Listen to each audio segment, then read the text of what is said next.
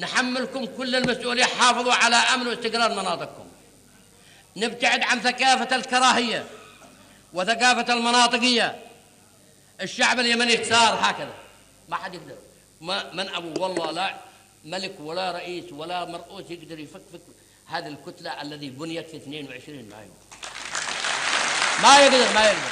حتى لو ارتديت على الوحدة ما بقدر. مش ملكي، مش الشعب مزرعة نحصدها وقت ما نريد.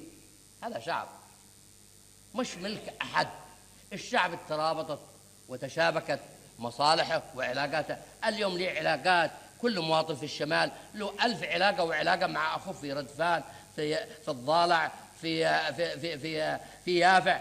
علاقات تشابكت ومصالح، لأنه هي كانت موجودة من أول.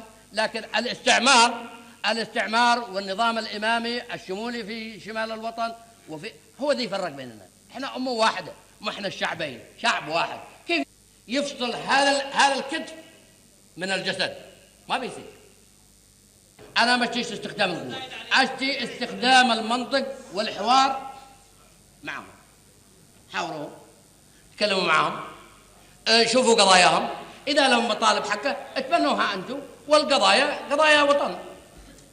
وإنه غلط قال لك كيف تقتل النفس المحرمة؟ تشل سيارات الناس وتنهب المعدات وتنهب قطع الغيار وتصير تبيعها. هذه مش من أخلاق اليمنيين، ولا من عاداتكم، ولا من شيمكم، ولا من كرامتكم. ما في يمني يقبل على نفسه هذا الكلام. أني أقطع طريق واقتل الأطفال، أقتل النساء والرجال أمام أسرهم في داخل خط الحبيلين.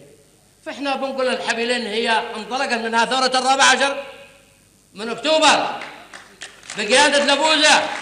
طيب انطلقت ضد الاستعمار البريطاني الذي كان جاثم على جنوب الوطن. لكن تقطع الطريق على أخوك من عنف، من آنس، من إب.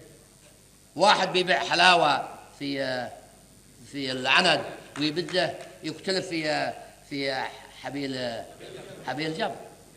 وين أصحاب حبيل جبر هؤلاء المثقفين حقنا والسياسيين هؤلاء؟ ليش ما تردوا على أنفسكم؟ أنا أتحدث معكم من القلب إلى القلب، لأننا هو قلبي قلبكم، والقلب النابض هو قلوبكم قلبي. لأننا أعرف أن كل وطني منكم غيور هو يشعر بهذا الألم لما يحصل في محافظاتنا.